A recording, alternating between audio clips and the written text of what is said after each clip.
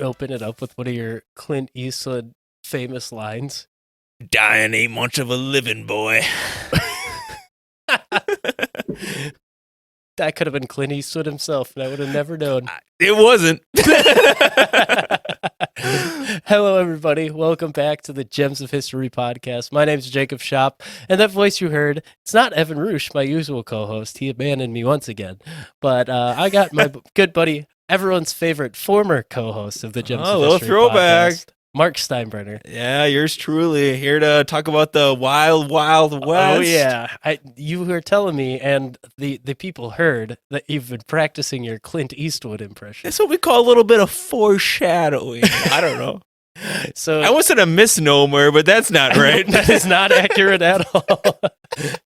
So how have you been, Mark? I've been good. Plugging away in my school life and, hitting that gym hard in case, things go down in this country and we go back to the wild, wild west standards and I got to throw it out. Do you want to hear something funny? Yeah. So I was, I'm not going to say where I was because the person that told me this told me after the meeting that I wasn't supposed to tell anyone about it because it was like a medical meeting thing. Oh. And so I'll just say that this woman, she told me that, well, after we had a conversation about how her and her husband went to Woodstock back in the day, which was super fun.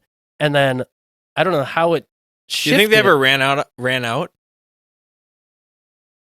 After the conversation shifted, she was like, yeah, so just so you know, like the people that don't do the work like you do, like the people that don't have calloused hands and stuff, like once the war comes, they're going to die. I was like, okay. What war? I don't know. The war? The war. She war. said the war. Once the war comes. The war to end all wars. They're going to sacrifice themselves for us, apparently. Did they say that during the World Wars? Was it the world to end all wars? Yes, twice. So what happens if there's another one? It's going to be V3. To end all wars. It's going to be the patch. The difference is this one probably would end everything. Yeah, probably. That would be too bad. It's going to be the ending update for the new Call of Duty. That's what you're saying. Oh my goodness. But as Mark said, we're going to be talking about the Wild West today. I have three tales. No, it's the wild west. I don't know why. With we Will Ferrell. With robotic spiders. But yeah, I hope you're ready because I got two really fun stories. Good. For you. Count them two. Two. Does that mean there's a third that isn't fun? The third is, I think it's also fun, but the main character is kind of an asshole. Oh. So it depends where you land on that. I didn't know there were any non-assholes in the West. That's a good point. He's quite the ruffian that we're going to All right. Okay, so what do you want first? Do you want, I guess the first two are both paranormal. So do you want like a cryptid, like a monster, or would you want like ghosts? What would you prefer to start with? I think everyone's going to want the ghost. Let's go monster first. Okay, we'll start with the monster. That works because it's the first thing I have in my notes. All right, good. So I'm going to set the scene for you. Yes. Right? So picture this. It's the late 1800s, and you live in the American frontier, specifically in the town of Tombstone, Arizona. It would be Tombstone. It's got to be Tombstone. This is a zombie story? Nope, not. Okay. So the town has fallen on somewhat hard times. All the prospectors have pretty much left, so most of your neighbors and possibly your friends have left to find greener pastures, and you're left in a dusty old town with only a few people. One local rancher, perhaps a friend of yours, asks you to go out with him on a horseback ride, perhaps to go on a bit of a hunt, or mend a fence, or maybe go parade the few cattle that he has left. As you ride through the desert, you feel the sun disappear as a giant shadow grants you reprieve from the heat. It must be a cloud, right? But just as quickly as the shade hits, it's gone, and the shadow moves ahead of you. You look closer at the form of the shadow, and you realize, hey, that looks like more of a bird than it does a cloud. And looking up, your suspicions are confirmed. You see a massive bird. But as you get a better look, it doesn't look like any bird you've ever seen. Instead, it's got leathery wings with no feathers, and it has to have a wingspan of By golly, it must be 100 feet wide. As the crow flies. As the yes, 100 feet wide as the crow flies. So you and your buddy give chase on your horses, and you grab your rifles out of your saddlebags. You take aim, you both pop off a couple rounds, and you find that one shot goes through the creature's wing with ease and pokes a large hole through it. The bird falters, and you're able to close the gap. So you aim again, take one more shot, and you hit the target, which stutters in the air and then falls. You get close, and you realize your hunch was right. The thing has to be at least 150-foot wingspan, and the body itself is nearly 90 feet long. You drag it back to town somehow and tell the newspapers, who report on the story. Later, you and some of the other men in town pose with the behemoth for a picture in front of the barn showing the true scale of this primordial-looking creature. This is the story of the Tombstone Thunderbird. Do we still have these photos? We'll get to that. Okay. That's part of the story. But what are you thinking so far? Preposterous, ludicrous, and downright a falsehood. Which you're not giving it any stock. Zero. I'm not buying this for a second. Well, Mark, you would be one of the more logical people in the world. But let's continue, shall we? Okay.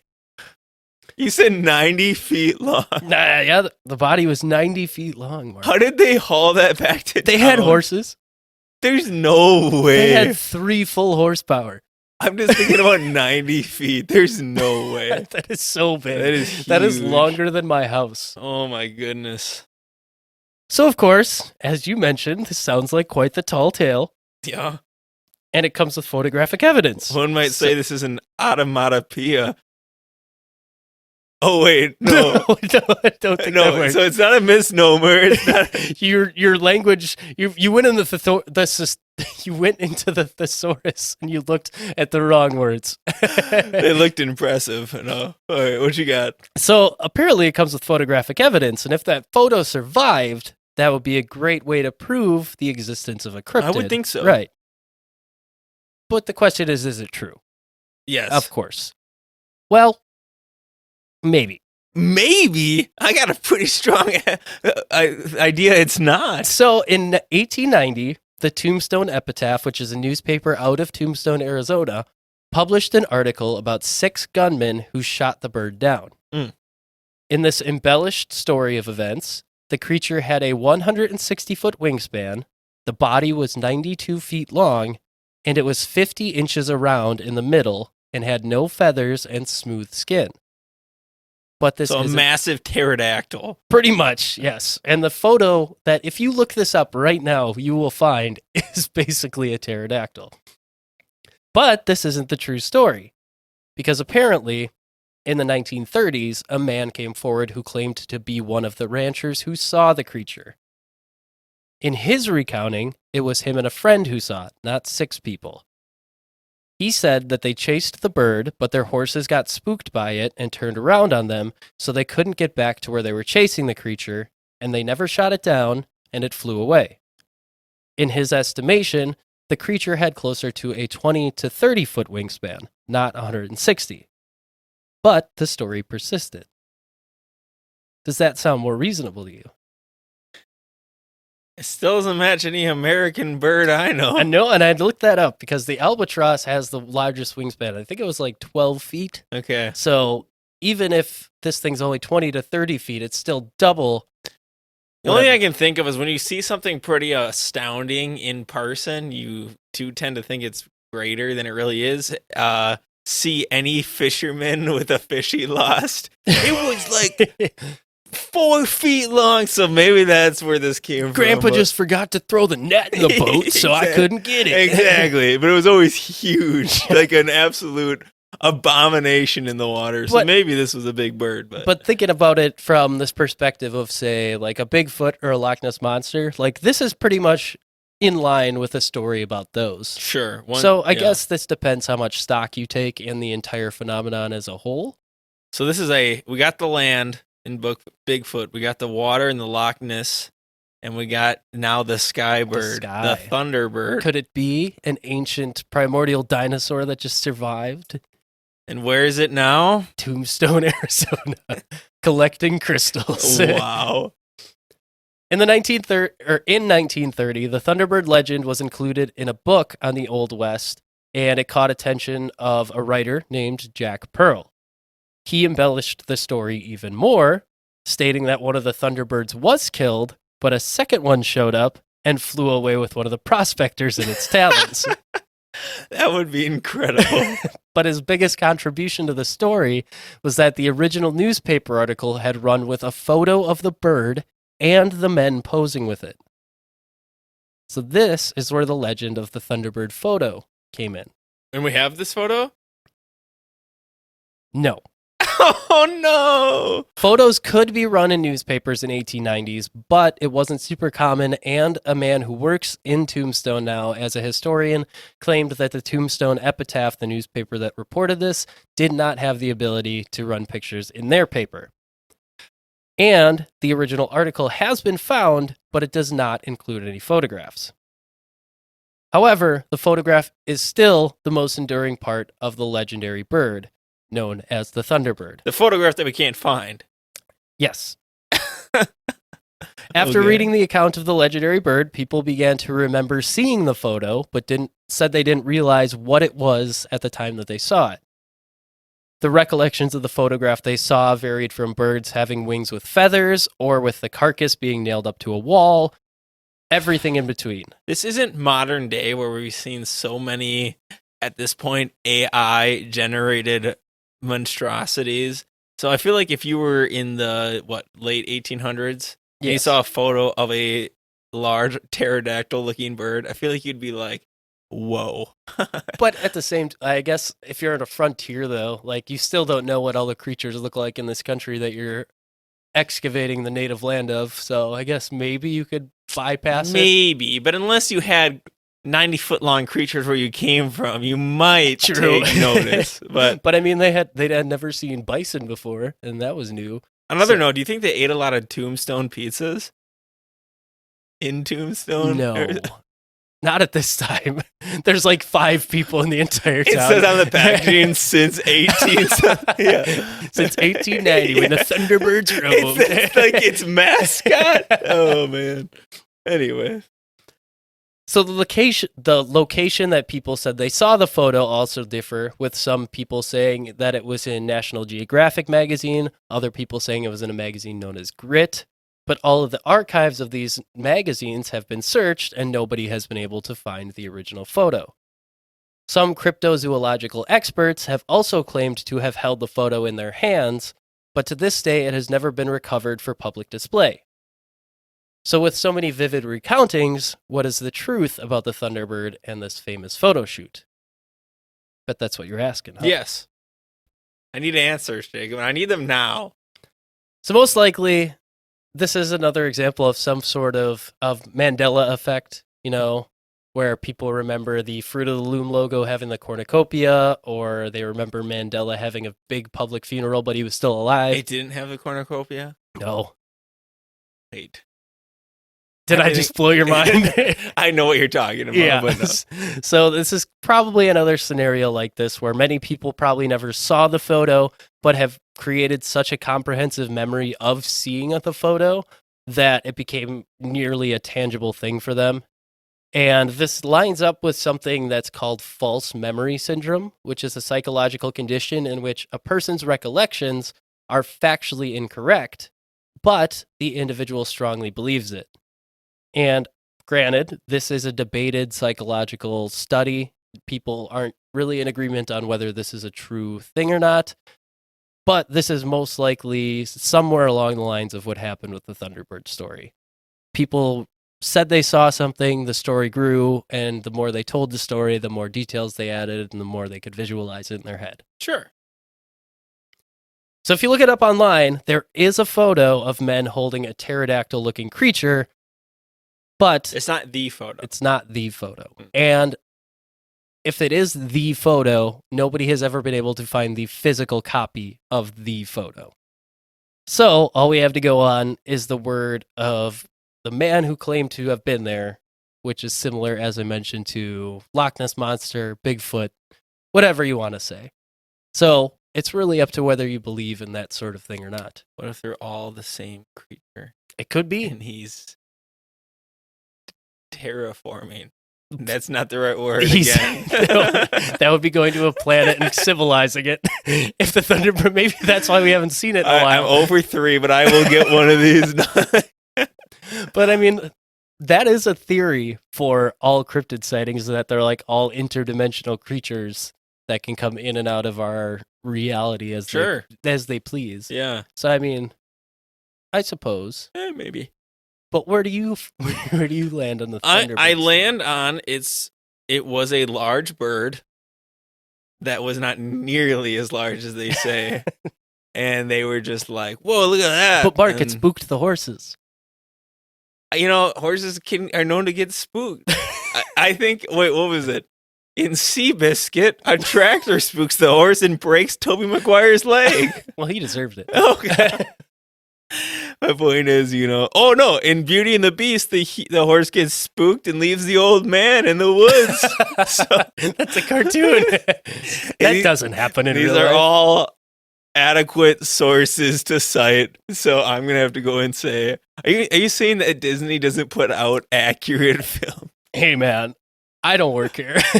But that's what I think. I think it was a big bird, and I think it got embellished from there. I tend to agree with Yeah. you, but I think these frontier folklore stories are a lot of fun. So, Oh yeah, I once saw an owl and was like, "Whoa, that's a big bird." dude, I saw a video the other day, and I'm almost positive it was an owl in like a little cave, and someone shined a light into it and caught just its eyes Yeah. through this little crack, and it looks like an alien. Yeah, And everyone's just like, it's probably an owl, but that's terrifying. yeah, it is scary, dude. So, I guess that's where I stand. Yeah, that's fair. So we've gotten through the cryptid part. Yes. Now, are you ready for the ghost part? I'm a little spooked, but I'll try. Okay. So I'm going to set the scene for you once again.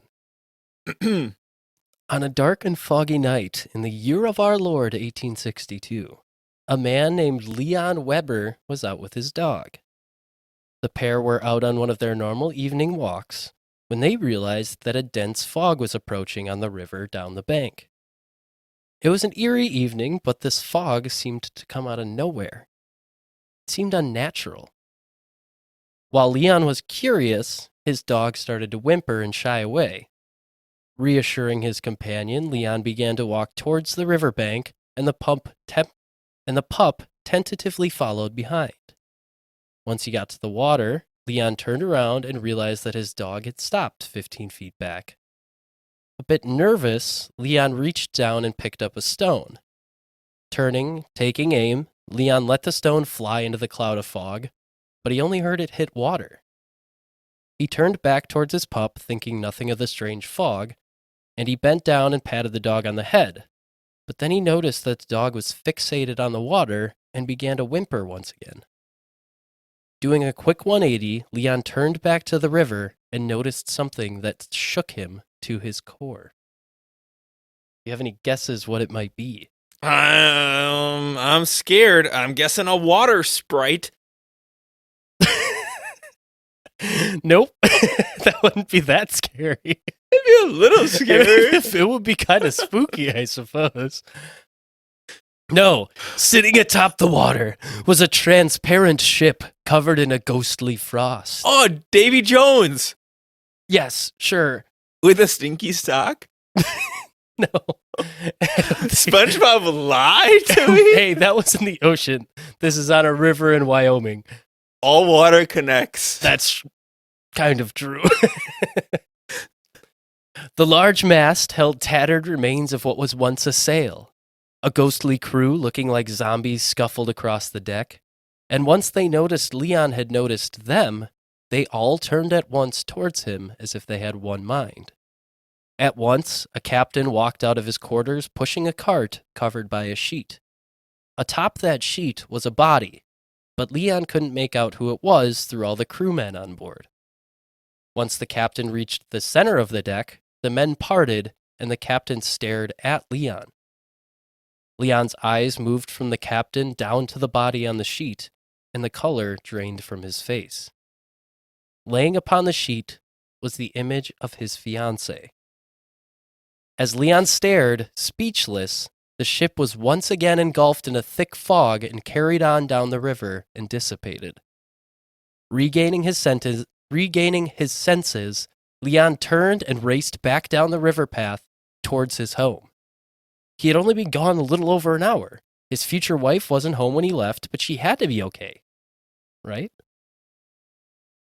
Wuss board the ship. No, I'm Mark, kidding. the ship's gone. Well, he had his chance. He could have jumped He in. just jumps into the river. His dog's like, well. Oh boy, that's pretty creepy. Leon and his dog moved faster than ever before, rushing with adrenaline. It felt like forever, but was probably only 15 minutes before Leon was able to bust through the door of his fiance's home. When he did, he found her parents gathered around one another, cradling their daughter, the love of Leon's life, in their arms. She was dead. After mourning his loss, Leon went on to tell the story of the river ship that foretold, or perhaps caused, his fiance's premature demise. The story spread, and the legend of the death ship of the Platte River spread throughout Wyoming for years to come. Whew, that's a tough one. All right, I got two theories. I'll go with the more friendly one first. It really played out like that. I think that there's some weird spiritual ghosty things that can happen. I think this one's a little more plausible.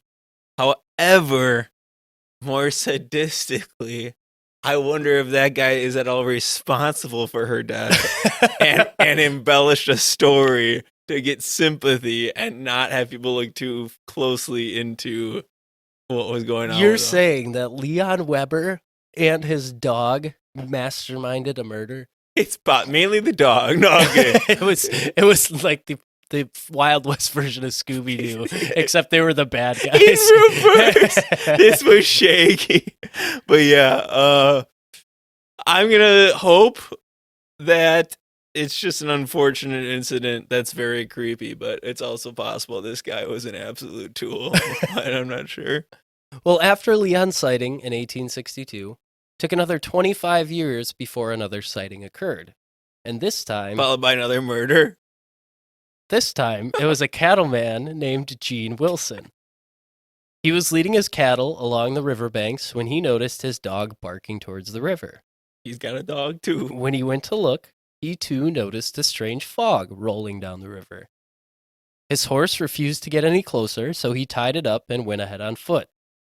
When the ship arrived once again, the same crew and frost-covered mast greeted Gene. The captain did his grim march onto the deck, and this time, it was Gene's wife on the sheet.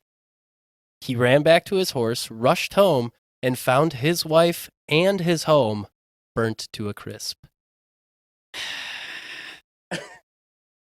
Couple of murdering bastards. No, I'm kidding.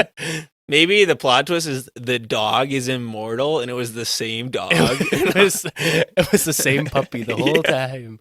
No, that's pretty tough. However, I will say that guy was like, oh, shoot, I accidentally killed my wife. I must have let the candle burn in at home. Yeah. What did I hear 25 years ago? Oh, the ship. What did that guy Leon tell me? No, I think it's actually a pretty creepy story. That's actually super, super interesting. And I'll say it's in the realm of possible. Well, let me finish you off with one more. Gross. After the 1887 sighting, it wasn't until 1903 that we got our third and final sighting. This time, a man named Victor Hebe was living down by the river, Did he not get just the visiting. heebie-jeebies? He did. When he was out chopping a tree, he decided to take a smoke break down by the river. Down by the river! I knew you were going to say something. As he did, the harbinger of death approached in the mist. The nice fall day suddenly fell foggy, and the frost-covered vessel once again broke through the mist. On deck, the crew parted once again, but this time it wasn't a sheet that bore the body, but rather a gallows. The rope bore the weight of Victor's good friend, who had indeed been hung at 3:15 p.m. that day. Now, I embellished these stories a bit for the sake of storytelling, as I couldn't find the original narrations, and I didn't want to spend $20 to buy the magazine article to find them. But the idea is the same. A ship shows up in the fog and shows you the body of a loved one who had or will die any minute. The legend became known as the Wyoming Death Ship, or the Platte River Ship of Death, and the original accounts came from a man whose name was Victor Gaddis. No more sightings other than these three have ever been reported, but other ghost ship stories have been circulating from all over the world for years. And since Greek myths and the river Styx, people have had an association with death and boats. But how much of the truth is in the stories that we're told? Do you think it's true? I don't know. This one's a little more plausible than the other. I will say, what a ship is doing on a lake? It's a river. Oh, even worse. Yeah. A river. It's a little I don't know how weird. big this river is. I didn't look it up, but It's a little weird. But we all know what could have saved these people is challenging that captain to a game of liar's dice. 7 fours. Yeah. Oh, fours. You're yeah. a liar. And the dog has to play too. Fair enough. But that's a creepy story. Well, in the end, maybe there is some truth to these stories. But in the case of the Wyoming Death Ship specifically, Tom Horn, who was the last man in the story's friend, did actually get hanged in 1903. However, it happened at 11:08 a.m., not 3:15 p.m. And this isn't the only reason to doubt these stories. First of all, Victor Gaddis, the man who told all these stories, was the single source, which leaves a lot of room for him to personalize the stories. And even if they are true stories, and Gaddis claims that the first two stories are direct recountings, not the way that I told them, but the way that they are in the magazine, the language he used to write them is very similar to throughout all three of them and uses the same voice, not that of multiple people telling multiple different stories. And the source where Gaddis found the stories, which he claimed was the Cheyenne Bureau of Psychological Research, has no other proof of existing other than Gaddis himself. There was no mention of the Wyoming Ship of Death until 1948 in an issue of Fate magazine. So as convincing as the stories sound, it does appear as though Gaddis took the opportunity to create a new local folklore for himself. And in a land like the Wild West, which is full of fun stories, I can't say that I really blame him. No, I'm on board. I like it. A good scary story is worth being told. It convinced you more than the Thunderbird, that's yeah, for sure. Yeah, that's true. I mean, the Thunderbird is pretty far-fetched. Yeah, Thunderbird sounds more but like... so is a ghost ship that predicts your family members' deaths. Yeah, but I could see that being told, to a group of people around a fire, and all of a sudden they tell some people, and before we know it, it's in an article somewhere. I don't know. That is true. But it's kind of fun. I think that one's more fun. Yeah. Well, I mean, it's got people dying in it. Well, but I think we don't know if they died. They could have been fake people. that one of them was definitely real. Oh, Because he got hanged for murder. But he kind of deserved it. Were in that you case. there?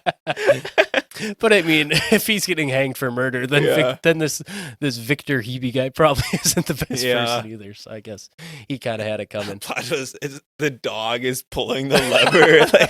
He's got a hood on. Yeah, I like that one. All right. Well, for our last story, we're gonna talk about a Wild West ruffian. This guy he's quite the character. Okay. So I'll let you decide on how you feel about this guy. He's a man of story. He's a man of real class. You don't seem convinced. Okay. Well, our last story today, we're going to take a break from the folklore and the tall tales of the Wild West, and we're going to talk about the spirit of the frontier embodied in a man known as Robert Clay Allison. This guy either killed people or started a religion with that name. That's all I know. You got it right on the first one. Born in September of 1840 in Tennessee, Robert, known by most as Clay, and that's how I'll refer to him throughout the rest of the story, came out of the womb with a club foot. His father was a Presbyterian minister who also worked in the cattle business. Oh, there's the religion part. No, I'm kidding. But he died when Clay was only 5 years old. Oh. So the young Clay was known to be restless from birth, and he grew up and became known for his wild mood swings and his quick temper. Those are good qualities. For a man with a club foot. Yikes. Whose parents are gone. This is not going to be good. Didn't see literally anything about his mom, so I don't know. This dude is in trouble.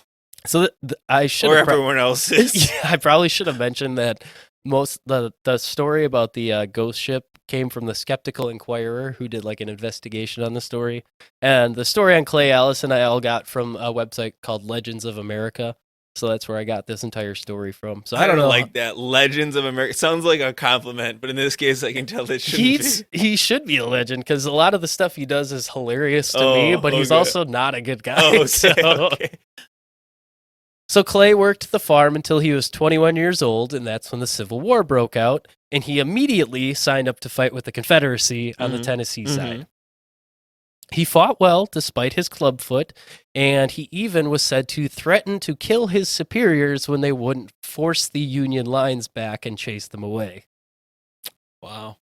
But after 3 months, he was given a medical discharge, listed for the following reason, quote, emotional or physical excitement produces paroxysmal, which is sudden violent emotion, of a mixed character, partly epileptic and partly maniacal.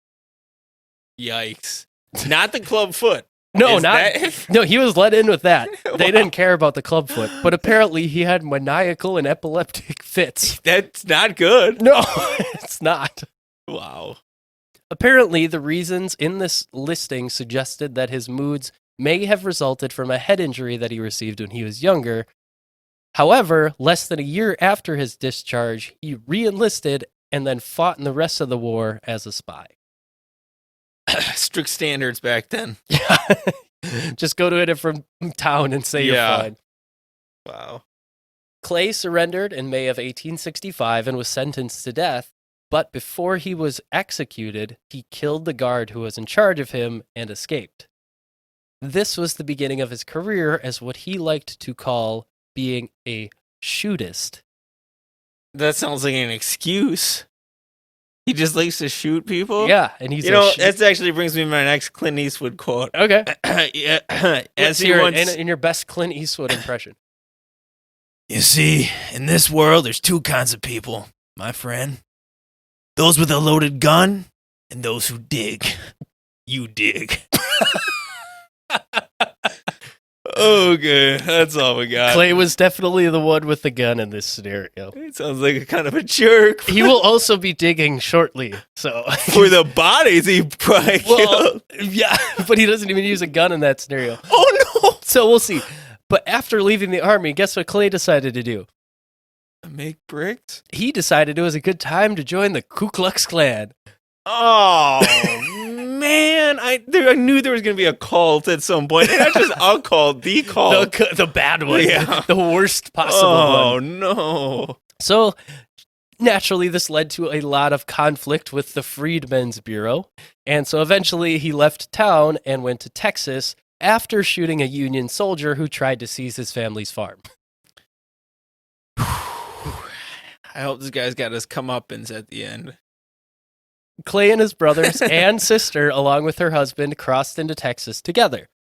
On the way, when crossing the river on a ferry, Clay beat up the ferryman because he accused the man of charging them too much money to cross the river. Thought only females could be fairies. Okay, moving on. Since there was a lot of excitement on the way down to Texas, Clay decided to make an honest living for a while. He became a ranch hand, and by all accounts, he was a really good ranch hand. He worked for around 4 years in Texas as a ranch hand, and although it was quieter than the rest of his life was going to be, he still had his share of excitement. In one instance, Clay got into a tiff with a neighbor over the rights of a watering hole, and instead of going to settle it in court, Clay suggested that the two should dig a hole together Ugh. and enter the hole with Bowie knives, and the loser would be buried in that grave, while the other man would get the rights to the watering hole. Yikes. This dude accepted? Yeah. What, he thought he had the upper hand because of the clubfoot? I don't know why this guy Wow. accepted, but Clay came out of the hole the winner, but it's never been reported whether he actually killed the other man. Oh. So no one really knows. At this point, he's only got whatever he killed in the war under his belt and that one Union soldier who tried to seize the family farm. And still murder. It's bad. So eventually, Clay moved from Texas to New Mexico with his brothers, and they started their own homestead ranch. The Allison brothers quickly became the center of attention in town, drinking hard, pulling out their 6-shooters, and riding down the streets hollering and shooting. And they're 6'4". Yeah, that's how tall the horse was. Oh, wow. They were set to shoot out lamps and glasses in saloons and would enjoy shooting at newcomers' feet to watch them dance. That's a little hypocritical. It's a classic Wild West. You know, you got to shoot at their feet and say, hey, come on, partner. I mean, you got the guy in the corner wearing the striped vest. Oh, dude, I live for the that. bow tie playing Good the looking. automated organ. Yep. We got to bring that back. I would love that.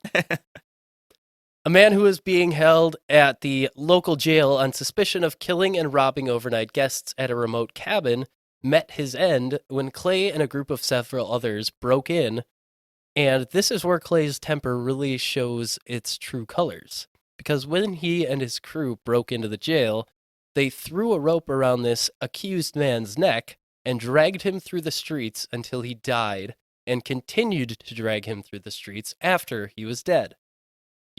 Then, Clay decapitated this man and carried his head in a sack almost 30 miles to another town and demanded that it be put on a stake outside of the local inn.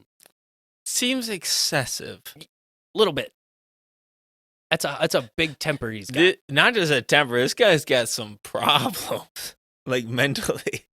I mean, we yeah, knew that. But... he's partly epileptic and partly maniacal, so he's pretty much the Joker, but more violent. Yeah. The next year, Clay and a couple of others stole 12 mules from the local Union fort commander. He then tried to do the exact same thing later in that year and almost got caught, but ended up shooting himself in the foot and then escaping. But that's on purpose? No. But this is the point in his life where he gives himself a permanent limp. It wasn't the club foot. It was the fact that he shot himself in the foot for trying to steal mules. Good or bad foot?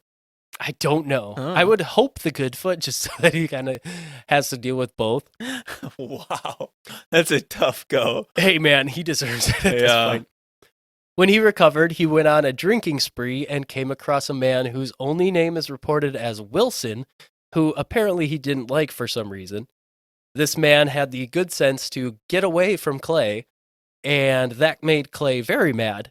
So instead of chasing this man, he went to a different building and threw a knife at a man and pinned him to the wall.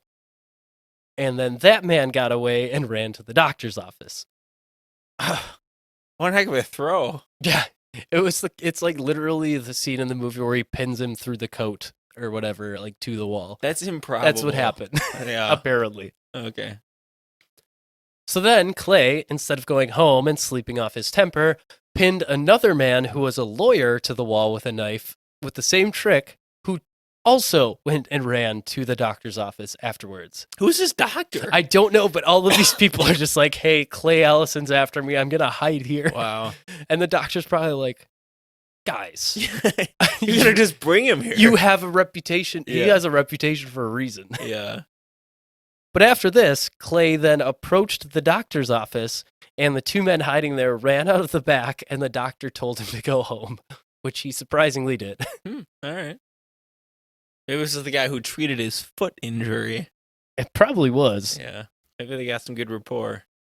Soon after this, Clay fell in love. Oh, every villain deserves his gal. He found his Margot Robbie playing Harley Quinn, yeah. The lucky lass was a youngster named Dora McCullough, a Civil War orphan being raised by foster parents. Well, she's been through some trauma, so you know what she needs? More trauma. A little more. Oh, yeah. gosh. She needs some excitement. In her Oh, life. this is terrible. So those foster parents had heard of Clay and, of course, disapproved of him. But he eventually won them over somehow, and Dora and Clay got married. And his brother married Dora's sister. But the marriage didn't slow down Clay's rambunctious attitude, if you couldn't guess. He met a man who claimed to have a faster draw than him at a local inn and challenged the man to a duel, which Clay lost handily. So Clay then paid the price of losing to the man, which was, can you guess? Buying him a beer? Close. It was a gallon of whiskey. Oh. And then he had the man teach him how he drew so fast. But then Clay's past came back to haunt him. A man named Chunk Colbert, his first name was Chunk, Wow. came to town looking for Clay Allison. So if you'll remember earlier in the story, Clay had... It sounds like a show. When someone comes into the town looking for Yeah, someone. Yeah, exactly. That is so funny. His hat's a little too low in the front. You can't see who he is. Yeah. The sun's setting behind him. So Chunk came into town, and if you'll remember, Clay had beat up a ferryman earlier in this story to try and cross the river. Well, Chunk was that ferryman's nephew. So Chunk invited Clay to dinner and had planned to shoot him. But when he tried drawing his weapon, he hit the table, and then Clay shot him in the head. Wow. Clay was then seen riding out of town with Chunk's friend who had witnessed the shootout, and that guy was never seen again. I'm sure not. The next couple of years saw Clay participating in a conflict between land grant officials who were trying to evict a lot of people in the area and take their land. But I want to tell a specific story from this whole saga that he got involved in. A new minister came into town who opposed the land grant men and sided with Clay and his companions.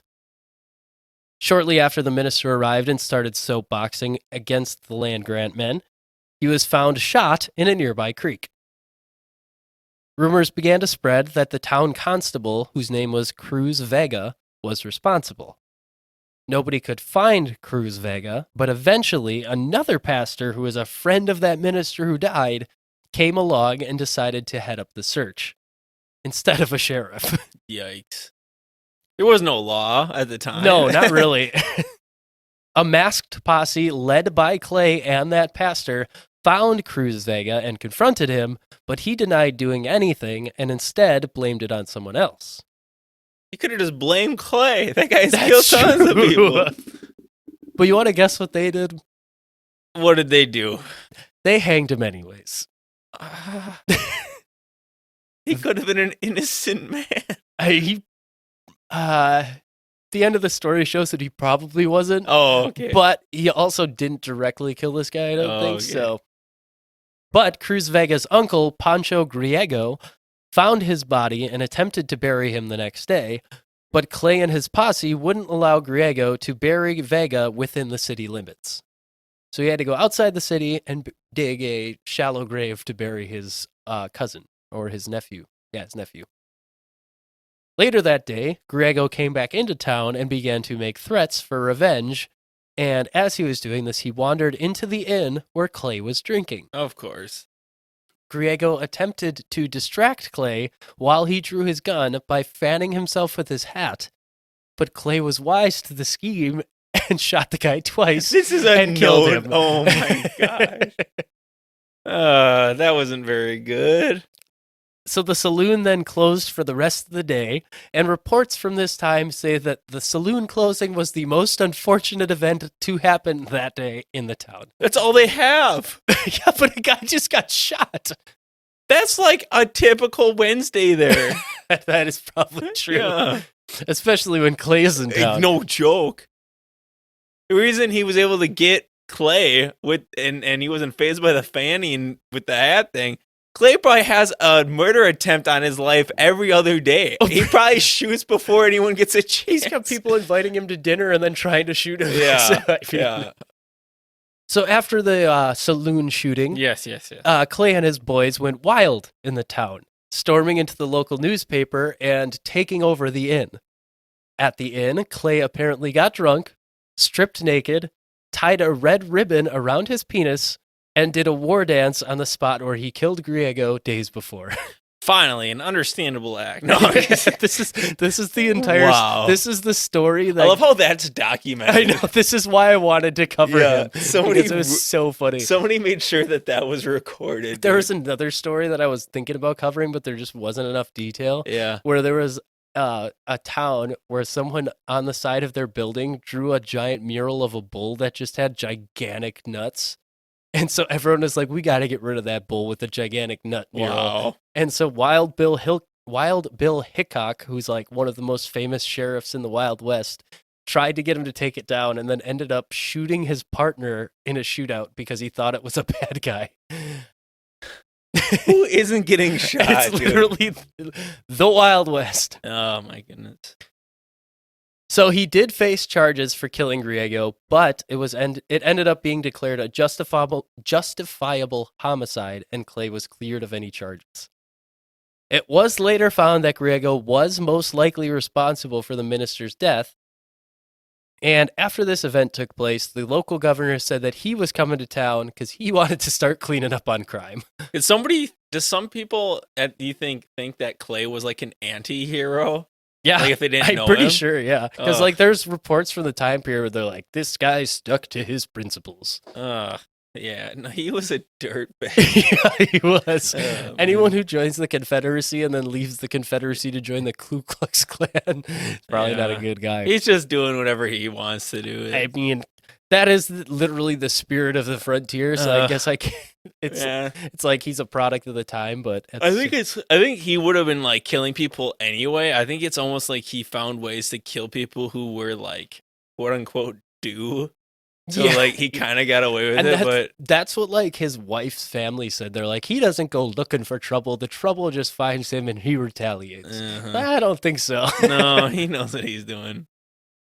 So when the governor came to town, he of course targeted Clay and his goons, and in response, they blew up the news and press office and threw the press into the river.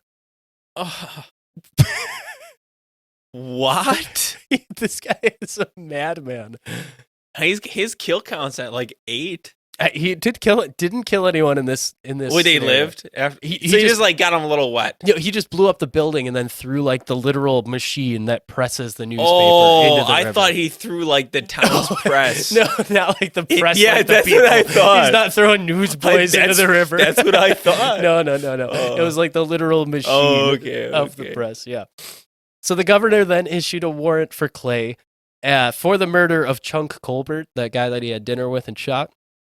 He issued the warrant for that guy's friend that Clay rode out of town with later that night. Yes. And instead of letting himself be caught and served the warrant, Clay caught the governor's stagecoach as it was riding through town and just jumped in and had a discussion with the governor. That's actually dope. That's the first cool thing he really This is like did. a literal movie Yeah. scene. So in the conversation, the governor told Clay that he would get a fair trial, which was Clay's biggest thing that he didn't want to get caught. So Clay turned himself in and was eventually acquitted because they said that they couldn't find any evidence that the guy had actually died. Yeah. So theoretically, he's safe on that account. Okay. The next few years saw continued excitement. Clay and his brother broke into a dance and started dancing with very unwilling partners, which caused the deputies to come. The sheriff literally went and deputized 2 random citizens and said, hey, we got to go get these guys out of this dance. Oh, no. It's probably like gross. It's probably like a high school dance. Oh, yeah. Oh, it's disgusting. They're all 14 or 15. Oh, probably. that's just terrible.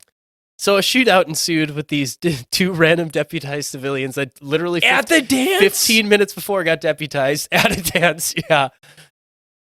Clay's brother got shot in the shootout, but Clay himself did kill the sheriff who shot his brother, and the 2 random deputized guys just ran away, which is completely understandable. And Clay and his brother were later acquitted on charges because they said it was in self-defense, which in this case it was.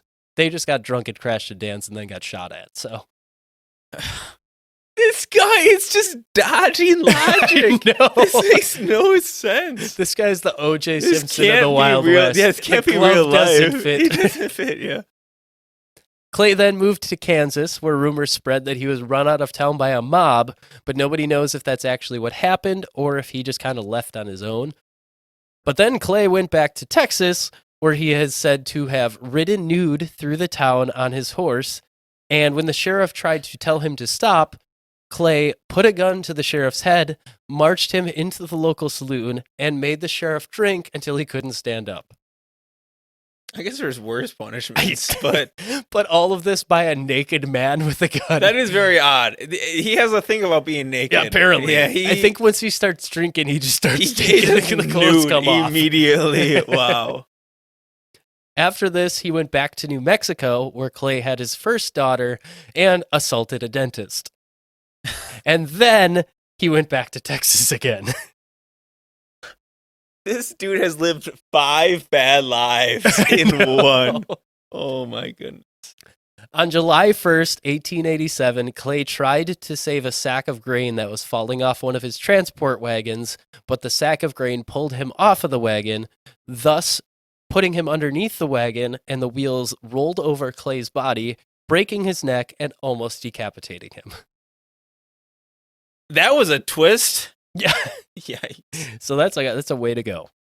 The 47-year-old Clay Allison, a rowdy son of a gun, crazy enough to eat the devil with the horns on, was now dead as a can of corned beef. Wow. And those are all Old West sayings that I looked up. Well, he got his comeuppance then. That he did. Yeah. He did not die a pleasant death. No. I mean, it probably was That was quick. pretty quick, Yeah, but- so I guess it was probably better than he deserved. But it also was pretty brutal. But That's the Wild West shootist didn't die in a shootout. should be the Wild West nudist. Honestly, Dude was the nude shootist. the nude shit. Exactly. That guy had a wild life, and not in a good way. he lived at least like 3 separate lifetimes. Seriously, and he died before 50. Yeah, And that dude did a lot of stuff. a lot of nude stuff. Oh, man. I just love that the most notable story I found about him before finding all of this information was that he danced at a bar with a ribbon around his penis. That is bizarre. A red ribbon, Yes. I think. Yes. I love how that's specified. I know. I love how we know so much Yeah. about this man's life. Do you think that was he just had someone hired to just write next to him so this person He's got like it's Geralt. Yeah, exactly. And his Like bard. toss a dime to you, or a coin. Yeah. It's Clay Allison Yeah. and a KKK member. Oh my gosh. Yeah. But that is the final Wild West frontier story that I have for Oh, you today. that was a enjoyable trip. A lot of comedy with that one. Yeah, If someone's life's gonna be bad, at least have some humor to it. that's what I'm saying. Like, Yeah. he's such a bad person. Yes. Oh, But yes. his lifestyle is just Comical it in some leads to ways. comic relief. Like things happened that were funny. Yes, definitely. But yeah, not a good dude. Not a good. So which one of these was your favorite story? I would say that last story was the most entertaining. Okay. I like the ghost story because it's creepy and I think it's plausible. The first story is just ludicrous and just dumb, but it's still fun. I mean, it's fun to hear people embellish stories, and honestly, anything from the Western frontier in the 1800s is going to be fun. I just think there's a lot of cool stuff back then. But There was also a movie made that was based on Billy the Kid, I think. And it's called Billy the Kid versus Dracula. And it came out like the 80s or the 60s or something Yeah. like that. And I really want to watch it because it sounds amazing. it sounds like a terrible movie. It does. That's why it sounds good. Like it's the description said Billy the Kid falls in love with like a barmaid and finds out that her dad is Dracula. Wow. So I'm we sure should it has probably a very high budget. we should watch that. Yes, sometime you're 'cause- right. You're right. That'd be a good movie. But more modern, the movie Cowboy versus Aliens, that was based on like a real, well, quote unquote, real story from the Wild West. Really? Yeah, there's apparently a UFO that crashed in like Abilene, Texas or something like that. And a creature, not of this earth, as people said, died when it crashed. And they buried him in an unmarked grave. And apparently people have said that they found where the likely gravesite is, but the Really? city won't let them dig it up because they say even if it's not a human, we're not going to disturb the resting place of this dead Where person. is this? It's in Texas somewhere, I'm pretty sure. But there must be a place that is documented if people are saying they've been told they can't. I don't know exactly where the grave is, but yeah. That apparently is where the movie, like the Damn cowboys government. Yeah. Let me dig up my alien bodies. It's South Park. They took Yeah. But thank you for joining me for this, Mark. Dude, that was actually a ton of fun. I didn't know when you mentioned you were going to talk about stuff in the West. I didn't know if you're going to go more like traditional historical stuff. Dude, those stories were awesome. That was a lot of fun. We did a very a rough topic last week. Oh yeah. I know what I know. Yeah. So this was a little bit This of is a little more upbeat. A reprieve from that. Yeah. And I mean, the description of the podcast says we talk about like local folklore, and so I was like, well, let's dig into that a little bit. Yeah. And do some fun like local legends. Oh, dude, I think it was a blast. I think you picked great ones. That was awesome. Yeah. So there's a lot of fun Wild West stories out there. So, but Mark, do you have anything that you'd like to plug before you leave the podcast for the day? No, I think you should plug your guys' socials again. All right. Let's see if I can do my best Evan impression. Yeah. If you want to continue the conversation with us, you can find us on Twitter at gems_history. I'm at Jacob from Wisco. Mark is at Mark_SteinB on Twitter. You can find us on Instagram at Gems of History Podcast and YouTube, TikTok, and Facebook by looking up Gems of History Podcast. Facebook, it is a discussion group known as the Agora, but if you search Gems of History Podcast, you should be able to find it. And last but not least, if you want to support us on Patreon, we do have a Patreon account. It's $5 a month, $60 a year. That is about the price of a fancy dinner, if you want to look at it that way. Wow. And that sounds worth it. Yeah, that's what I'm thinking. Yeah, no doubt. So if you want to support us there, you can go to patreon.com/Gems of History Podcast, and you can sign up there. You get ad-free episodes, which the last one was ad-free because the platform that I used to distribute the podcast canceled my ad because I got taken over by a different company. So I got to redo that somehow. But you get early access to episodes, and you get access to our listener polls for monthly episode choices, which is the last episode we just did before this one.